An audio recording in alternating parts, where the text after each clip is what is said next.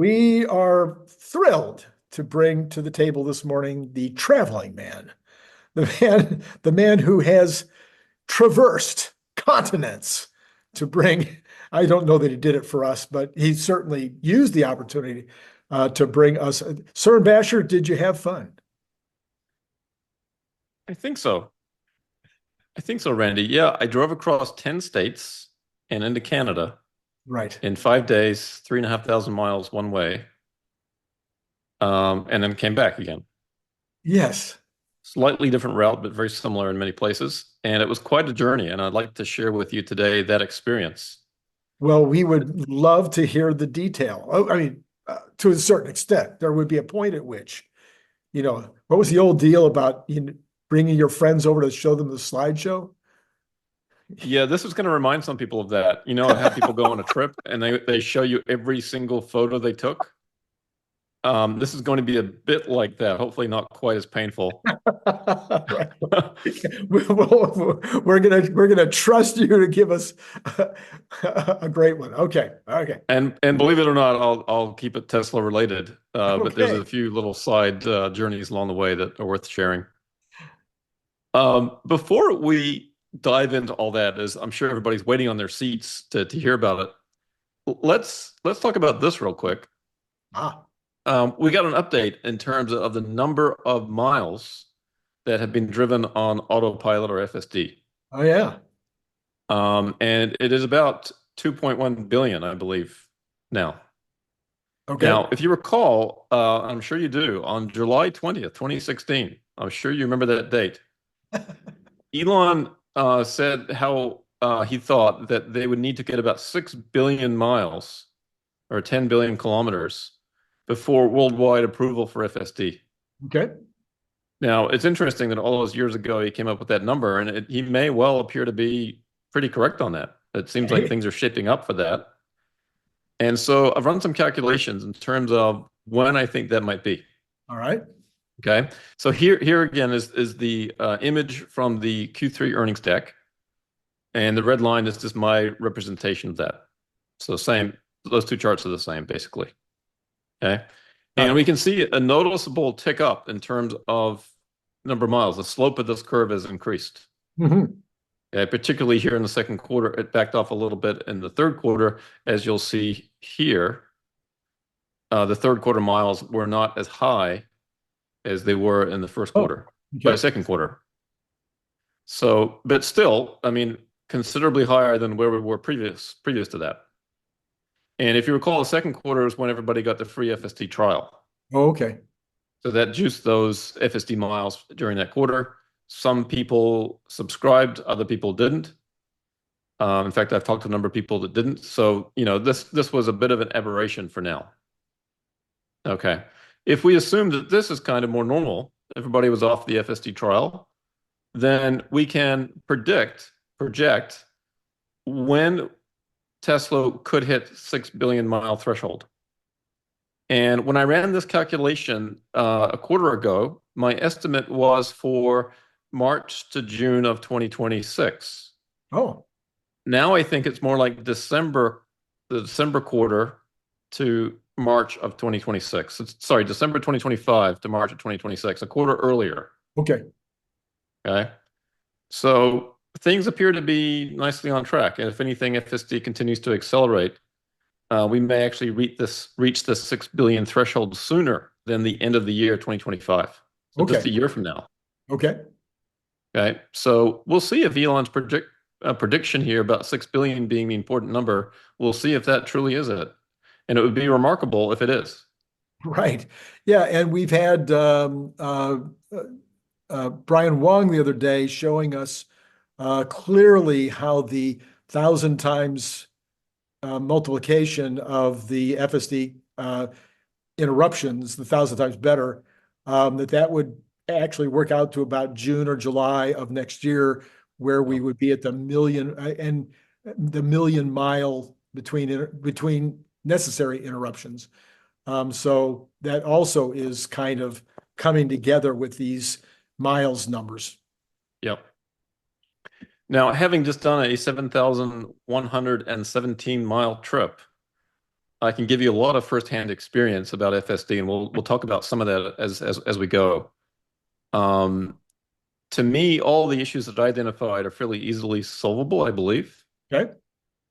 But I can see why that might lead some people to believe that FSD has a long way to go. Oh, okay. And in fact, I don't believe that's the case. I think we're probably closer than we realize. All right. After going all Uh, the way. that said, though, there are some major things to address, Okay. and we'll get into that in a minute. All right. So here we are. Here's my journey, Randy. I started all the way down here just south of Tampa in Sarasota, and I took I-75 and then I-10 all the way across and stopped at Bastrop, Texas. You know what's in Bastrop? I do, but I forgot. Buc-ee's. Oh, yeah, you said that. Yeah. You said that on one of your X posts. Yeah. Yeah. Just before we leave this page, I took a slightly different journey going to Calgary, Canada than I did when I came back. I came back more through Colorado and northern Texas. Okay. But for a lot of the journey, it was the same roads and some of the same stops, particularly here in the northern part. So anyway, so yeah, I wasn't really aware of Buc-ee's until this trip. Okay. Buc-ee's was founded in Texas, I think 40 some years ago. Uh-huh. And Buc-ee's is the most amazing convenience store, gas station, rest stop you've ever seen. Typically, a Buc-ee's will have like 100 to 120 gas pumps. Wow. And the Buc-ee's in Texas had 50 superchargers. Many of them Wow. did. Hmm. The fewest superchargers I saw at a Buc-ee's, I think, was 12 or 14. So plenty of capacity for EVs as well. Buc-ee's is kind of an amazing place. And I discovered Buc-ee's on this trip. And for a while, I was hopping from one Buc-ee's to the next.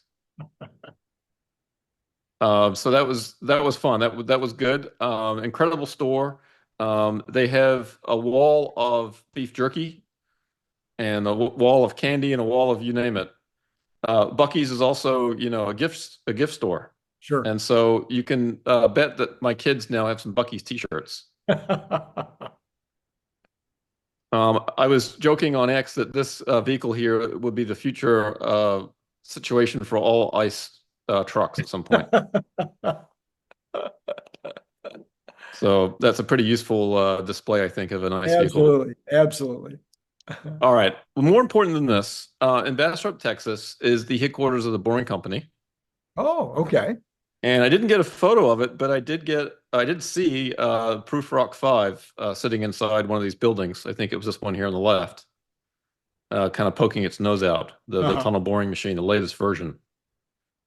They like to keep these gates closed, so it's hard to really get good shots into the facility. Hmm. I did also stop at Hyperloop Plaza, which is right next to the facility. And excuse me, I purchased a few t-shirts and things like that. And when I came out, these two gentlemen from Denmark were there. And they saw me taking photos of the Starlink factory, which, by the way, is right across the street here. This is an addition being built. This is where they make all the Starlink terminals. Okay.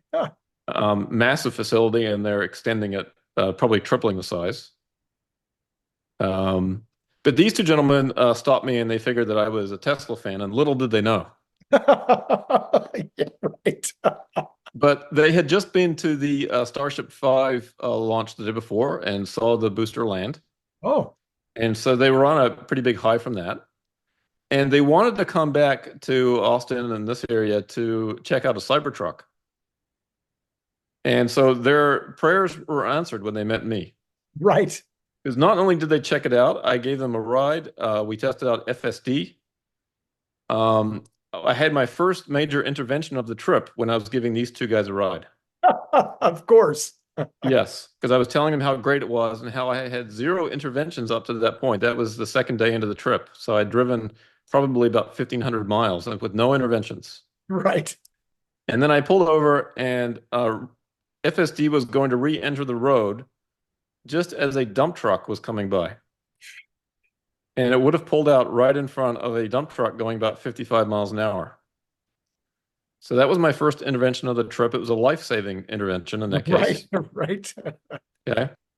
But otherwise, these guys had a That, great time. They said that this that experience does with the remind me. Cybertruck.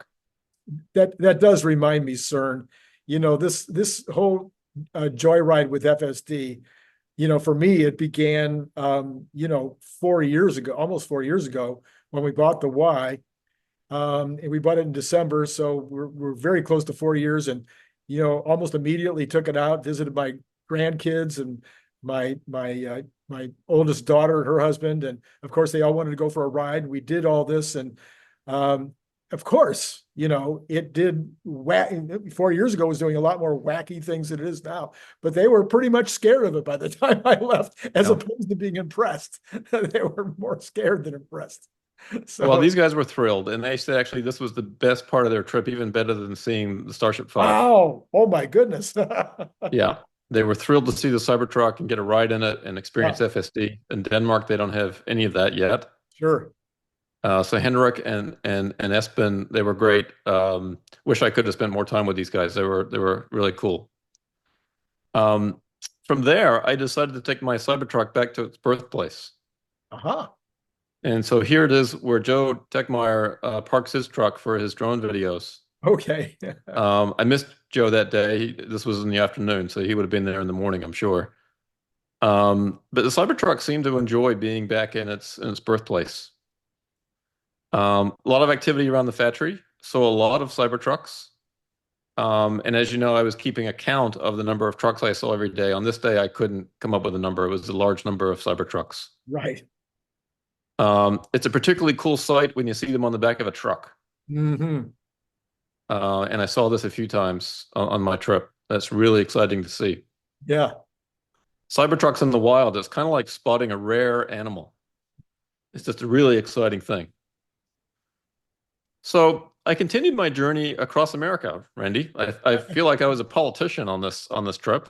Absolutely. And I was stumping a little bit for Tesla. I had a lot of great conversations with people about the truck. People had a lot of questions. Some people had never seen it or heard of it before. They wanted to know what the heck it was. I would say every single child that I saw, bar none, was excited to see the truck. Yeah.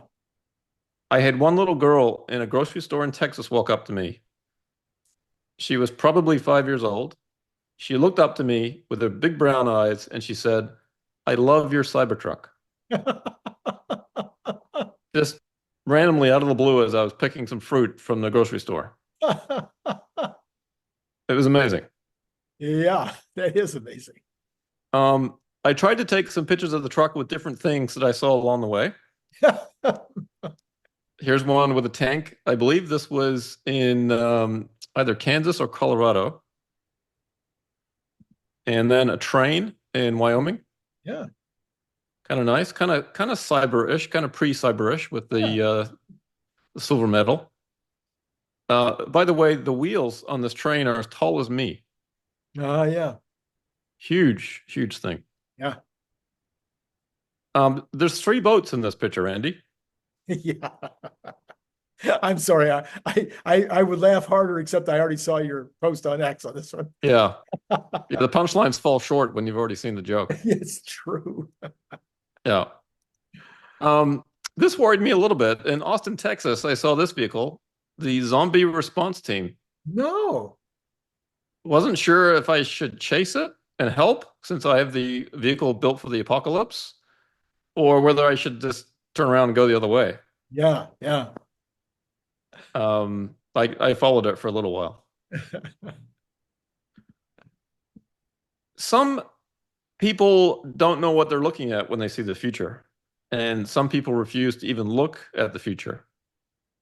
And I had a number of people make comments sort of in that regard. They don't like EVs, weren't really interested at all in the truck, Right. which is not to be unexpected. I did have one young gentleman one day stop me and say something like, "I don't normally like EVs, but seeing this in person is amazing." So the Cybertruck is such a striking thing. It grabs your attention. And I can't tell you how many people passed me driving down the highway with their phones pressed to the glass window, taking a picture or video of the truck. Yeah. Yeah. It probably happened, 100 or 200 times. And I'm not kidding. Amazing. And particularly in some of the places I went where they've never seen one before, particularly in Canada, many people had never seen one before. Hmm. So that was a really amazing experience. I think Um, the first delivery in Canada is coming up November, about the same as the election, about November 5th, according to somebody who's been posting. yeah, I met a number of people in Calgary who have one on order and they're just waiting for delivery. Right. Yep, they can't wait. Along the way, I saw a lot of wind turbines. Yeah. And on one particular day, coming through Colorado, Oklahoma, and Texas, I probably saw over 1,000, may have been even more. Really pretty amazing how many there are out there now. Texas, Um, Texas, shockingly, is leading the United States in both solar and wind. Has passed California at some point. I'm not sure. I think it's kind of neck and neck on solar, but I think Texas is ahead on wind. So they've wisely recognized that they need to be in the future of energy, not yeah. just the past. Yeah. Yeah, and it's interesting on solar. I didn't see any solar fields until, except in Florida Interesting. on the route that I took, Hmm. but plenty of wind turbines. And this is from Oklahoma. You've got the wind turbines, and then you've got the old gas pump jacks or oil pump jacks, sorry. Right. And in many cases, the juxtapositions like this, it's a trash heap of old oil material Hmm. and the wind turbines in the background. Hmm. You'd hope that some of this old stuff can get cleaned up, but that was a pretty common sight, unfortunately. Yeah. Here's one of the blades up close. These things Oh. are enormous. I don't know how long this is, but it reminded me of the mega wiper on the Cybertruck. It's that big. Yeah. Yeah. And if I ever need a wiper replacement, I know where to go to get one.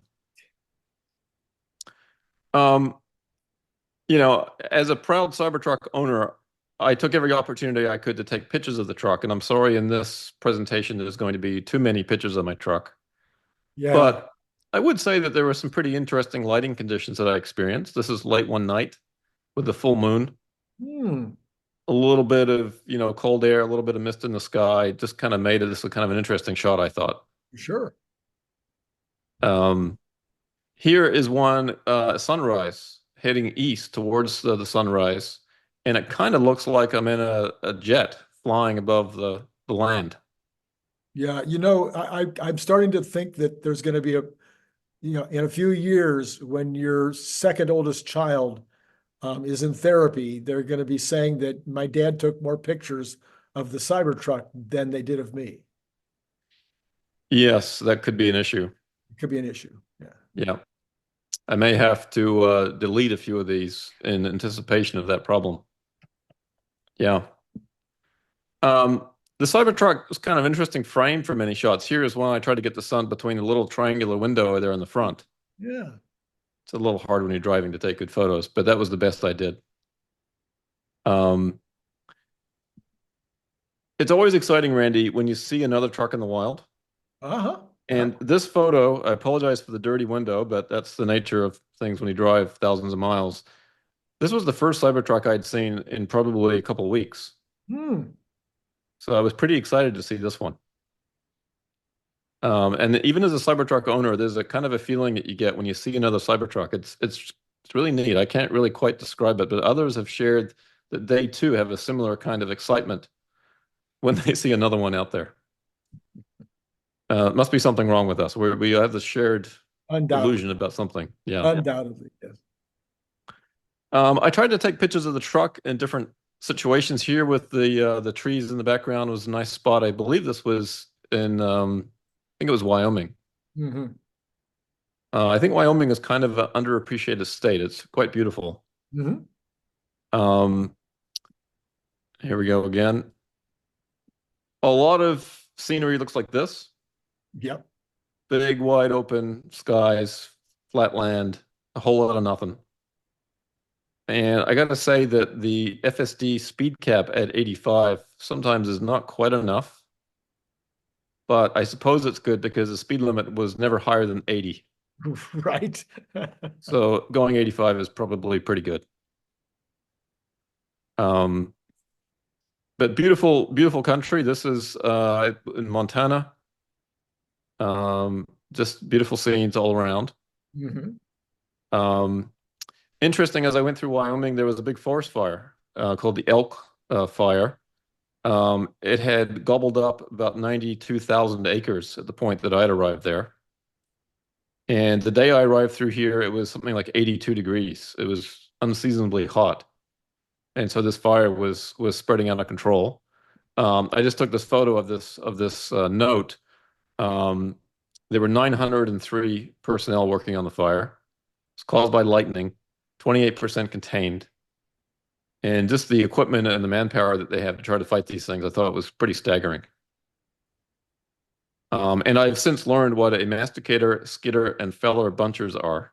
Ah, So that was an interesting learning exercise. yeah, but we got to be careful because YouTube could be taking us off the air for you They having could be. out loud. Yeah, they could be. Anyway, since then, this fire, I believe, has been contained because I came back through here a few days ago and the skies were clear. But the day I went through with the fire, you couldn't see anything in the sky. And what was actually kind of interesting, I stopped at a supercharger in Sheridan, Wyoming, and met a guy who owned a, I think, 2016 Model S. If that's right, maybe 2018, I forget. And didn't know about the Oh, biohazard weapon mode. I yeah. got that right. Sorry, bioweapon defense mode Yes, yes. in his car. His wife was asthmatic and sat in the car, didn't want to come outside for good reason. And I told him about this, and he was thrilled to learn that his car had this feature. Yeah, So indeed. that was great. Here, by the way, is the site of the fire as I came through, sometime later when the fire was out. So it's a beautiful scene. But unfortunately, 92,000 acres or more of this mountain area has been burned. It's amazing how fast it comes back. Shocking, Yes. shocking how Yep. fast. Being in the I'm a block and a half away from a wilderness area in Southern California. So if we don't get a fire every year, it's kind of a shock in Yeah. that wilderness area. So, but yeah, it burns and then it grows. That's right. Yep. It's kind of the state of things. And this was caused by lightning. So, that can happen from time to time. And you can see here that this grassland is pretty dry. Right. Um, Here we are parked behind a big semi. By the way, in high winds, a semi is actually a kind of a nice place to hide behind. We'll talk about that a little bit more in a minute. I was going to say, unless they tip over. Yeah. Now you have to be careful. Yes. Coming into Canada was kind of fun. Across the border, the immigration officer, the Canadian immigration officer asked me all the normal questions about whether I had guns and how much money and drugs and all that kind of stuff. The answer was all no. And he closed his door. And a couple minutes later, he opened his little door, a little window, and said, "Will you please pull forward into Bay 4?" So I said, "Okay, no problem." Pull forward into Bay 4. And the guy greeted me with kind of a big smile on his face, although he was trying to look serious. And basically told me that this is the first time they've ever seen a Cybertruck cross that border post, and that they wanted to inspect my truck so that they could understand where the hidden compartments might be. So for the next 10 or 15 minutes, I, was happy to show them my truck, Sure you were. Yes. right? And of course, at that point, it was completely emptied, Yeah. save a couple of pieces of clothes, but it was very easy for them to inspect it. Right. I think he really wanted to take it for a drive, but he didn't ask me to do that. Right. Yeah. So upon entering Alberta, again, beautiful time of year, kind of last vestiges of fall. And the truck just reflects all these trees in such a beautiful way. One of the things I did that was really interesting was we took it out to a working ranch. Mm. And this is a ranch now that's in at least in its fourth generation. Maybe more. But the first generation here, Lloyd Nelson, He was a relatively famous chuck wagon driver. And if you know what a chuck wagon is, it's 4 horses pulling a wagon with a driver and a bunch of outriders chasing it. Okay. Right. And it's a big deal in Alberta and Calgary, the Calgary Stampede. Right. Um, and so his family, chuck wagon racers, his grandson now runs the ranch. And I had him drive the truck. And you can see here, this is after he drove the truck. The truck got very dirty, as would be expected when you're out on the ranch. And I don't know that I've ever seen somebody have more fun driving a Cybertruck than this guy. Wow. He loved it. And he told me that actually they want to convert the farm to EV because the gasoline, diesel powered vehicles, there's a fire risk in their fields from when those vehicles heat up. Mm. Right, particularly this time of year when it's very dry. So they have to be very careful operating the machinery in the fields. And he was thrilled with the acceleration. He was thrilled about how this vehicle handled. He absolutely loved it. And he actually ended up going by some neighbors' ranches and was kind of showing off a little bit that, hey, I'm in a Cybertruck. So this was a great experience to see somebody who actually is a real rancher, right? Like when we arrived there, he was loading manure into a truck, right? I mean, he's doing some real work. Yes, yes, yes. And just to see his response to the Cybertruck was actually kind of amazing. Yeah, but you can't necessarily trust the opinions of Canadians. Maybe so. I don't accept that, Randy, because yeah, I am also Canadian. No, really. Oh, I'm so sorry. If I'd only known. But then I suppose that might have been racist of me to. I don't know that it's racist, but it's somethingist. Yeah. It was actually kind of funny when I went for that inspection at the border. The border guard said, Cern Basher, I see you were born in New Zealand, you lived in Canada, and you are now a US citizen. And I said, yes, but I'm also a Canadian citizen. And he looked at his paper and he said, yeah, I see that. Anyway, here's an opportunity. I took some photos with the truck and some buffalo. Don't see too many of these driving up to Canada, unfortunately, anymore, but every now and then you see some. Sure. So this was something fun that I did with the Tesla Owners Club of Alberta. They arranged for a little meetup because, again, people there had not really seen a Cybertruck before. Sure. Many people haven't. This was a Tesla Roadster, number 1071. Wow. Beautiful vehicle. It's in perfect shape. It's kind of smiling at us here. Yes. And here it is next to my truck. It's hard to see, but it is tiny. Yeah. And the people that own this are about 6'5". They let me sit in it. I could barely get myself in. I'm less than 6 feet tall. Tiny car compared to the Cybertruck.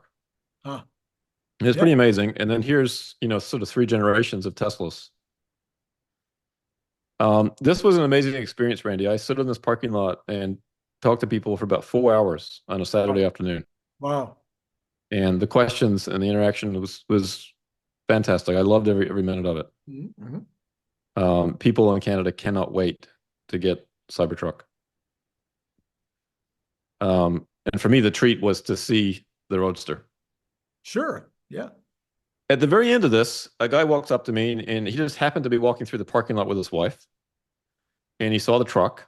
And by the way, dozens of people this happened to. They just happened to be walking around. They didn't know about the meetup. And they weren't even Tesla owners. They just were regular folks. But this guy, he said he worked, first of all, after peppering me with many questions, he confided in me and said that he worked for a Ford dealership in Calgary.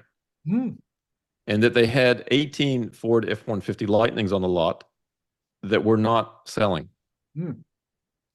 And I said, is it any wonder why? And I pointed to my truck. And he kind of like, and then walked away kind of thing, right? Well, here's the news today. Ford is idling their F-150 plant from November until sometime next year. Oh, wow. So, the rubber's hitting the road for them in terms of, these vehicles are not selling for whatever reason.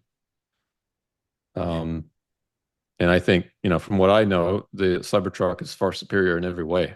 Right, right. So we'll see what happens with that. But my Cybertruck got to experience its first snowfall. This was one evening in Calgary. We went to a friend's place for dinner, and a little dusting of snow, a little icing sugar on the truck. Quite pretty. And by Nice. the way, everybody that drove past took a photo of this truck as they were driving by. It's so fun to see. Um, I decided to wrap the truck, Randy, in ice. I see. This is the Calgary wrap, and the edges are a little rough, Uh-huh. but it's kind of pretty in its own way. Unfortunately, it didn't last. It melted. Yeah. It'd be fun to drive back to Florida with that. If I was to stay in Canada, I would be required to get some proper snow tires. Hmm. And I thought that these on this truck would be about the right size for the Cybertruck. Colossal tires. But the Cybertruck would look pretty neat with something like that if it could fit. Also took the truck to the mountains for a day. Oh, yeah. And the Canadian Rockies near Calgary, Canmore, and Banff are beautiful. Amazing. Kaneskas country's there as well. Just a beautiful area of the world. And a little dusting of snow in the mountains made it quite pretty and quite dramatic. Yeah. This is up above the town of Canmore, which is a great little local town. But we did discover that the Cybertruck was designed after this mountain. This is what I call now Cyber Mountain. The shape is very similar. I've actually climbed this mountain, Randy, a couple of times when I lived in Oh, Calgary. all right. Wow. Yeah, you can go up either side. You can go up this right shoulder, or you can go up on the left shoulder and get to the top. Hmm. Some people with actual rock climbing skills would go straight up. I see. I see. But that wasn't me. I took the walking route. But just the truck in this environment is quite stunning. Um, Even with some industrial elements, it seems to fit in quite nicely. Yeah. At the lake, I was tempted here to see if the truck would float, but I figured being 3,000 plus miles away from home, this probably wasn't a good place to test that. So I just had to almost die here of some kind of inhaled spittle, but we're back now. So Cern, pick it up, pick it up if you can remember where we were. Yeah, well, for a second I thought it was something I said, and then you said it was. So I need to be careful. But took the truck out, to the mountains and the lake here. Thought about, testing it out in the water. Oh, that's Decided that right. probably wasn't a good idea to do that. But this was an area that I basically grew up in, so I knew these mountains very well. I've climbed many of these mountains, so I just enjoyed taking the truck out there and grabbing some photos. Hmm. These mountains are from Canmore, the Three Sisters. Ah, Believe it or not, this is the big sister, the middle sister, and the little sister. I see. And the reason is this was the highest one. That's why it's the big sister, even though this one looks like a bigger mountain. Right. The one in the back here is actually higher. Right. Climbed two of those mountains. Mhm. Anyway, here is the Three Sisters from a different angle. Just a beautiful place. Here's in the town of Canmore with some murals. Even the animals pay attention to the Cybertruck. Next to one of the train murals. And here there's some elk, and even the elk, the real elk, were Ah, paying attention to the Cybertruck. They're hard to see in this shot, but right here, there's three of them. yeah. Yeah. I wish I could have driven my truck down next to the stream and taken a shot. That would have been pretty amazing, but I didn't find an easy way to get down there. But this is the kind of scenery that you see in the Canadian Rockies. It's a beautiful, beautiful place. Yep. Yep. All right. This gentleman, I don't actually know his name, but he has a company called Simple Simon Pies. Hmm. And when I lived in Calgary 30 some years ago, I would go to his store in downtown Calgary and get pies at least once a week. Hmm.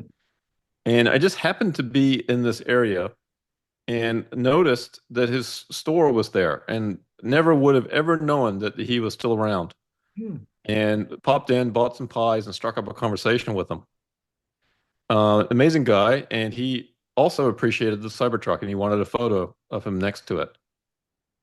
Um, Amazing pies. If you're ever in Calgary, you need to look up this guy and ask him to tell you the story about him throwing a snowball at who is now King Charles. Back then, it was Prince Charles. He went to school with Prince Charles, Ah, and he threw a snowball at Prince Charles. And so have him tell you the story about that. I see. Okay. Yeah, I'm sure he's told it 1,000 times. He's quite happy to share that with people. Probably one of the few people that have ever thrown a snowball at a king, Possibly. future Possibly. king. Yep. Yes. Here's another guy. This guy actually was my former teacher, band teacher, and running coach Hmm. in school early on. He also makes and sells pies, more the sweet kind than the savory kind. Hmm. Herb is an amazing guy, and we stopped by High River to see him. If you're ever in High River on Sunday, go by his place and get some pies. And Randy, this was the reason for the trip, is to have pie, by the way. There you go. Okay. All right. Yeah, I drove 3,500 miles to eat good pie. Um, One thing I will miss about Canada is Tim Hortons.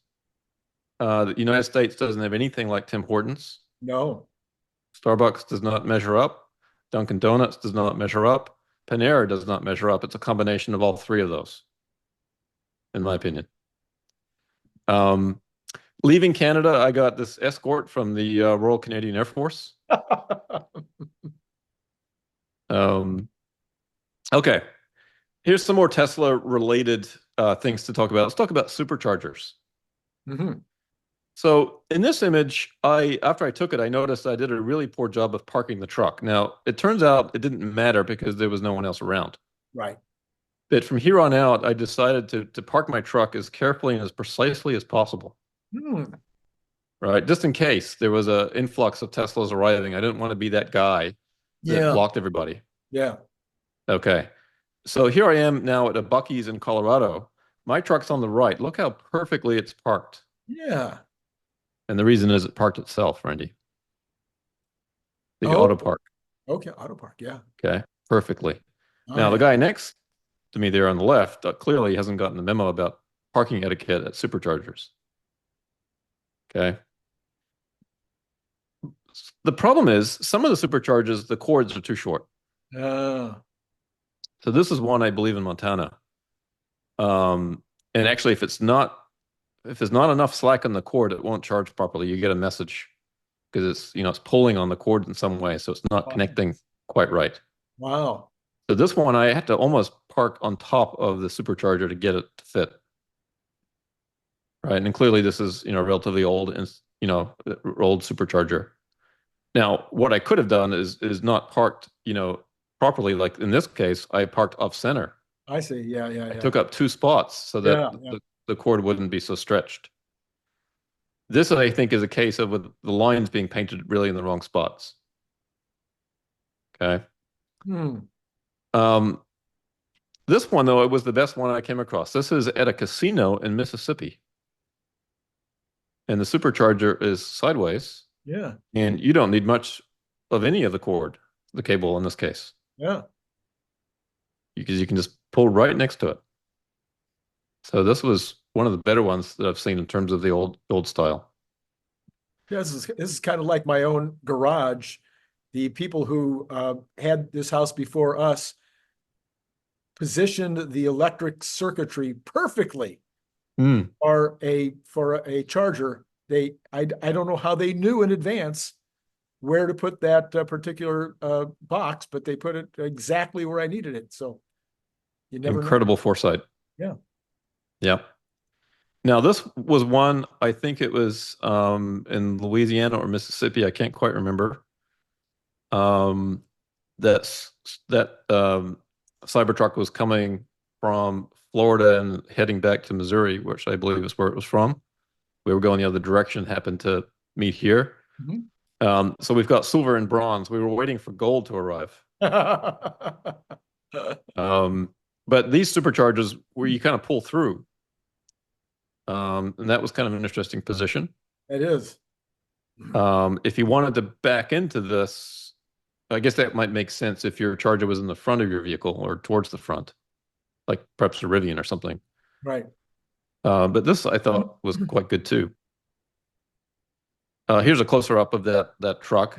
It was quite striking in terms of its color. The wrap job itself was not the most professional. Hmm. There were some fraying around the edges. Hmm. And I think the color of the door is different than the other door. Yeah. Yeah. You can kind of see it in this picture. There's some other photos I have where it's actually you can maybe see it better in this previous one. You see the two different tones here. Yeah. Yeah. So very striking vehicle. That caught everybody's eye for sure. And I like wrapped Teslas or wrapped Cybertrucks, but I also do like my refrigerator look still as well. I'm still deciding, Randy, whether I'll ultimately wrap my truck or not. Okay. All right. All right. This is the V4 supercharger in Canada. And this was great, but I got to see the inside of a supercharger there. Hmm. Not sure what happened here, but the back side of this was ripped off, and you can see the coolant for the cable up here at the top. Yeah. And if you ever wonder how the word Tesla is lit, here's the little LED panel behind the letters.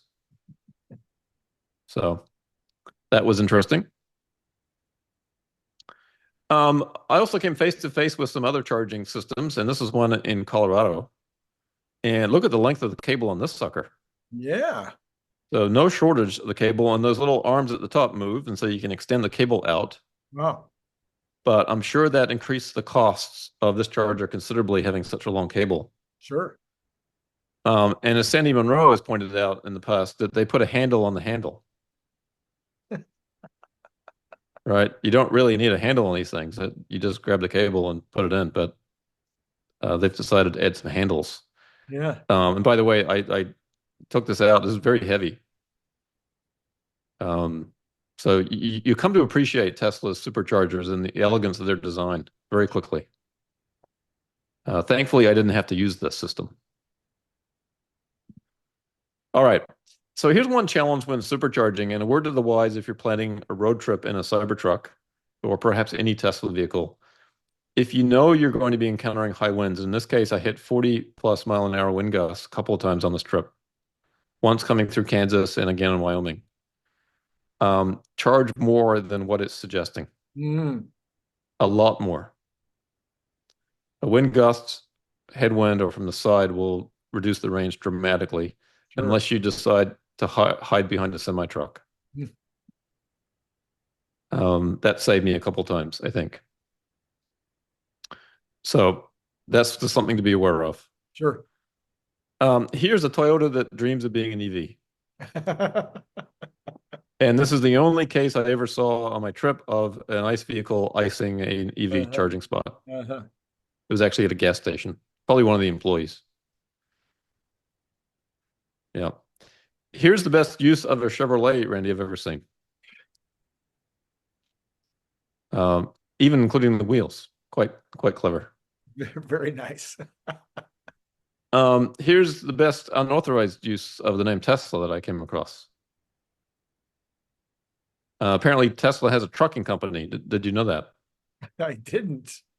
Tesla. Yeah. You come to realize that accident injury attorneys is a major business.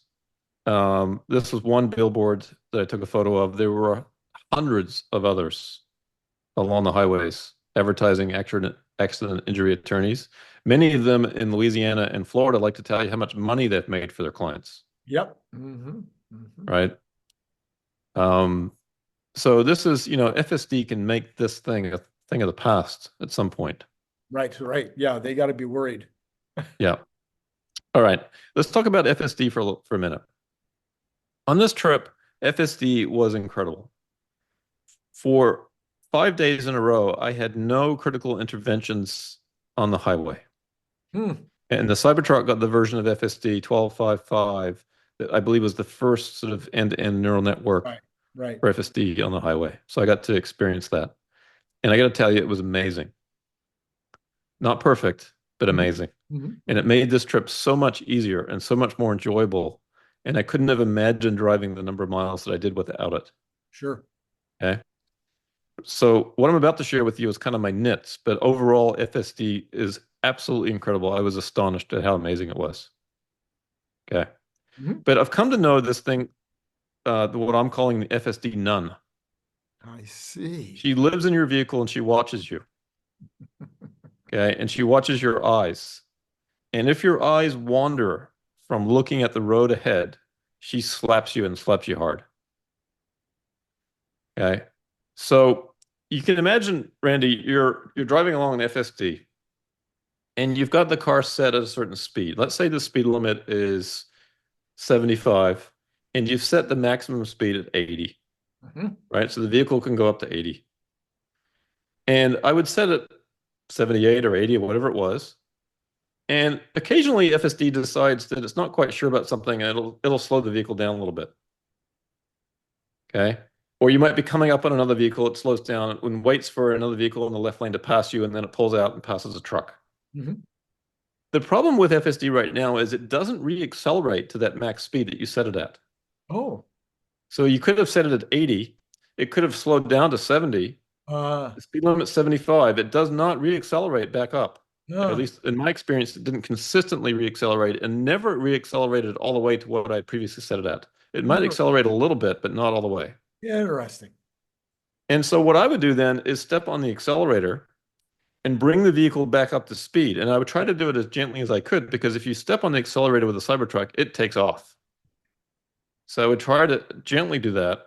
And the problem was I was looking at the screen too much. Mm. And the nun would slap me and say, pay attention to the road. Mm. And then if I paid attention to the road and re-accelerated, I might re-accelerate beyond the Oh, max speed that Tesla allows. If you re-accelerate beyond 85, and it's easy to do in the Cybertruck, believe me, sure, sure, sure. the nun slaps you and says, you now have to drive without FSD for the remainder of this drive. Oh no. So she's very fickle and very unforgiving and unrelenting in her review of you, right? Let's say you're on an open road. There is no one around you. In the state of Montana, you could be alone for 50 miles, Yes. right? Clearly, you're on the road all by yourself. There's no danger. You pick up your phone, device detected in hand. Pay attention to the road. Yeah. You go to change a song, on the radio and you look at the screen too long, pay attention to the road. Uh, You look out the window for a little bit and admire the scenery too right. long, pay attention to the road. She's a little bit too tough, in my opinion. I wish she wasn't quite as brutal as she is. Now, this may not be Tesla mandating this. It may be NHTSA. Yeah. I don't know. And it's nice not to have the wheel nag, but it's been replaced by the FSD nun, Yeah. and she has her issues too. Now, I get it. I get why they're doing this. It's important that people pay attention to the road. But Randy, after driving 7,117 miles with FSD, she's a little bit she's tougher than she needs to be. You've had it with her. I think I sense that you've really had it with her. I have a strained relationship with her. Yes. Yeah. I appreciate what she's allowing me to do, right? I appreciate like a nun in school. I appreciate the education, Right, right, but right, she's a little bit too tough, in my opinion. right. You'd like to take her ruler away. Yeah. Yep. I've been slapped hard many times by the FSD nun, Randy. Thank you to Lewis Withrow, by the way, for creating this image for me. Um, he made her a little bit more attractive than what I would have in mind for what the FSD nun would look like. But that's fine. Okay, here's another issue. In many places, you've got speed limit signs that have two numbers on them. Hmm. Or in the state of Montana, you might have speed limit 80 and then a few meters, a few yards behind it, trucks 70. They might be split into two signs. And the vehicle will read, without fail, almost every time, the lower number. I see. Let's say you're going along, Randy, at 80. Yeah. all of a sudden it sees 70, the vehicle slows down very quickly.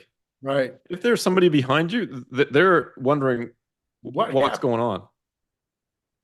Right. So this became a little bit of an irritant because many times the vehicle would just suddenly slow out of the blue down to this lower speed limit.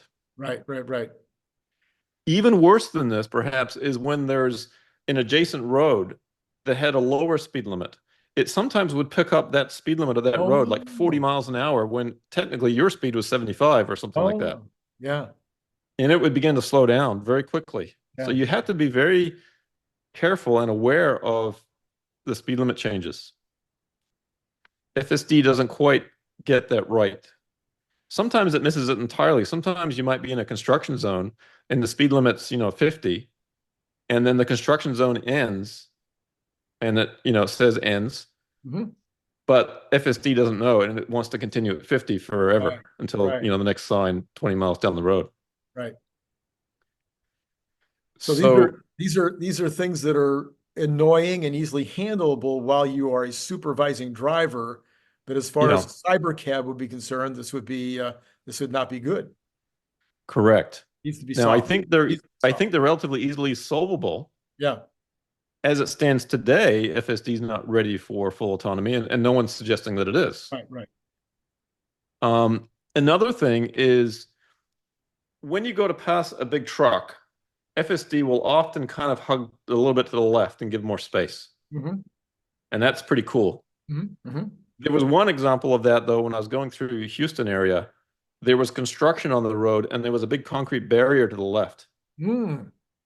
And FSD still hugged to the left. It was this close to the barrier Yeah. in the name of avoiding the truck. Right. In that case, I would have been in the middle and avoided the truck and the barrier as much as possible. Sure. But it said, okay, I'm avoiding the truck. I'm going to go as far left as I can. And I felt like I was going to scrape against that barrier a couple times. But in the name of FSD research and science, I let it do its thing, right? I had a full head of hair, Randy, before I left for this trip, if you Is that recall. true? Oh, I Yeah. remember. I think. Um, Another thing that was interesting is crosswind. Mm. You're going along, you've got a big crosswind hitting you from the side. FSD is handling it okay. You go to pass a truck, and suddenly now there's a void in the wind, and the Cybertruck would go very close to that big truck. Huh. And I had one time when the big truck swerved to the left, and so we both went toward each other. Huh. And I think we were about that far apart. That was scary. I wish that FSD could have avoided that sudden shift. It could have anticipated it. It can see the truck. Yeah. It knows that a crosswind is acting on it. Yeah. You think it would know, okay, the truck could have some potential to be moving. Yeah. And by the way, as I get close to that, there's going to be a void and I could get sucked in closer to the vehicle. Talk about your edge cases, huh? Yeah. So many of these. I was thinking about this morning that there was some posting on X today about emergency vehicles, and how it handles an emergency vehicle coming up from behind or from the side or whatever. You know, how many miles do you have to drive to get even a few thousand miles of those cases Yeah. to be able to go into the system? So you almost have to manufacture them. I was hoping for that, but on this trip of 7,000 plus miles, I didn't have one situation of an Yeah. emergency vehicle Yeah. Yeah. coming behind me or even coming towards me. It just didn't happen. Right. I wanted to test that and see. The worst situation that I had happen was on Highway 287 in Colorado. Prior to this, FSD had been pretty much on a 2-lane or more interstate the whole way. So you've Mhm. got 2 lanes going the same direction, another 2 lanes on a divided highway coming the other direction. Right. That's pretty much all that it had experienced on the highway on this trip. But on 287, it's 1 lane, one way, and the other lane another way, no divider in between. Right? Mhm. Pull up behind a big truck. Mm. The truck's going slower than the speed limit. The vehicle pulls to the left, changes lanes just as a big truck is approaching in the oncoming lane. It saw it, it didn't seem to care. Oh, That was a critical intervention to save my life.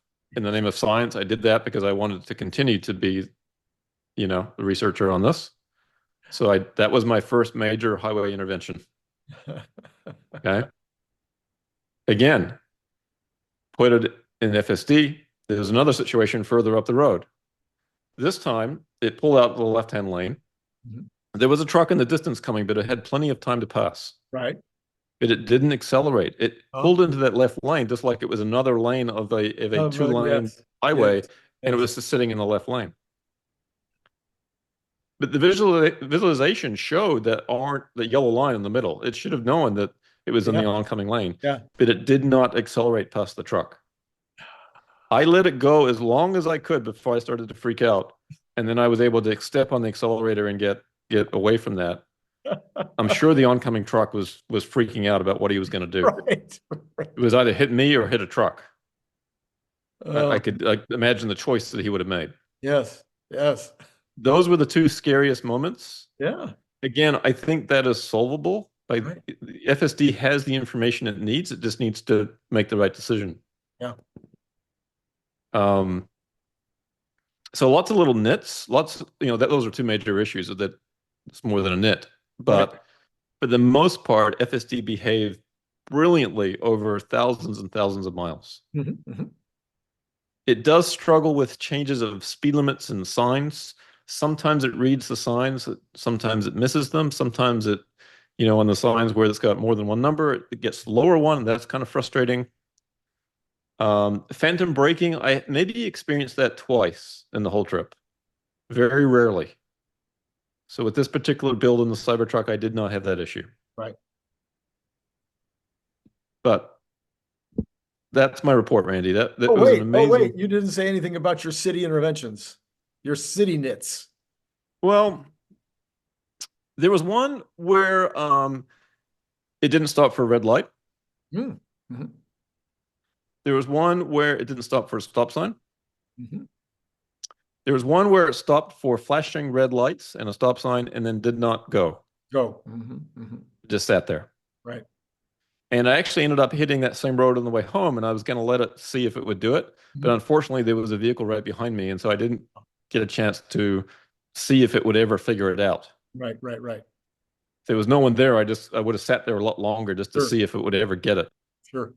But upon tapping the accelerator, no problem, went forward, Right, no problem at all. right. So a lot of little kind of minor things, in my opinion, on that. Mhm. Um, but overall, incredible. I mean, as an aid to driving a long distance, Right, FSD is absolutely amazing, and I can't imagine doing this trip without it. right, right, right. Yeah. Well, that was fantastic. I'm glad that you have the photographer bug. I'd like to take all these pictures with unique scenes. And also the desire to take careful note of your nits. Yeah, some people might call me a nitwit. Or a nitpicker. That too. I'm sure the Tesla AI team at this point, probably have me on the wall with the darts, I wish this guy would get home and stop finding all these problems. Well, so then you just mentioned a minute ago, it seems like these things are correctable. And I don't remember whether it was you, 2 or 3 weeks ago, or whether it's been others since that talked about the Rains report, where he said that for the most part, it's down to three subject matters. That it would seem like those three subject matters would be easy to solve. The flashing lights, Mm. lane, I forget which the three were, but anyway, there were three things that were primarily most of the nits. And then, as you point out, we have maybe dozens or hundreds of these edge cases, which it might take they may not be solved until a year after robotaxis are actually a thing. But is that kind of your feeling too? Is that it seems like with the training systems that they have now, that these major and most of the minor ones should be able to just be knocked out? I think so. They all seem solvable to me. I don't know what would be so difficult about the situations that I encountered that FSD couldn't handle it. To me, there was nothing particularly unique about it. oncoming traffic on the city streets, it doesn't go in the wrong lane on a city street. Right. It's already doing that today. Yeah. So on a highway, why is that really that different? I don't think it is. It's just higher speed. The consequences are greater. Does FSD always freeze at flashing red lights? Not to my knowledge. At this particular intersection that I was at twice, it did. But And I don't know it is an why. issue. It is an issue. Yeah. That's one that's mentioned a ton. I've experienced it a few times. Yeah. Just not being able to figure out what to do with the flashing light. Mm-hmm. Yeah. There was a couple of times when it actually missed a turn that I didn't mention earlier. This was on the highway. The navigation showed a right-hand turn, and it stayed, in the left lane and missed it. Mm. Yeah, which is again an age-old problem that we've all Yeah. been experiencing. Yeah. And there was another situation where there was a right turn ahead, and for whatever reason, it decided to go in the left lane to pass a truck. But there was no time, no room to do that. It should have just sat there and waited. Like it doesn't seem to know how much distance, although the navigation system is telling you how far it is to the turn. Yeah. It doesn't pay attention to that. That would seem to be another one of those ones that would be not that hard to do. Yeah. Anyway, yeah. All right. So, but overall, like you say, a great aid to a long distance drive as many have pointed out, and the number of interventions, especially the NITs, dropping. So positive. I would say there are three key things on this trip. The comfort of the Cybertruck, amazing, Right. Incredible vehicle to be in a long drive on. Right. FSD, incredible assistant, Mhm. and the supercharging network was amazing. Yeah. The navigation system just basically navigates you from one charger to the next. And it tells you how much you need to charge to get to the next charger. So sometimes the charging time was only 15 minutes. Yeah. And most of the time the vehicle was ready to go before I was. And that surprised me.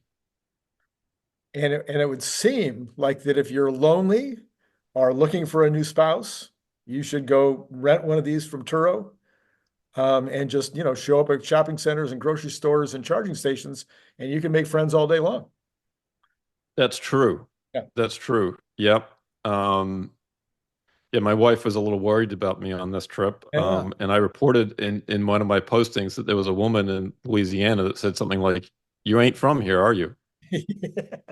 And some people interpret that as a pickup line. Yeah, not from round here. You got to say, Yeah. You're not from round here, are you? Not around here. Yeah, sorry, I got it wrong. But yes, a great way to meet people. I had a lot of incredible conversations with people all over the country, and that was really the highlight of the trip for me. Yeah. All right. Well, I hope for everybody that this was not only enjoyable and fun, but also useful, because it helps us to understand where we are really sitting in this whole FSD experiment. Because, I mean, at the end of the day, if we're going to go from a valuation of 700 billion to 5 trillion, it all comes down to the robotaxi being a thing. So we're getting close. I believe so, Randy. I believe that we are making, excuse me, some rapid progress, and that everything that I've seen is solvable. It's just a question of how long it takes. All right, Cern. Thanks so much for being on, as always. And to all of you out there, it's been great talking to you. Thanks, Randy.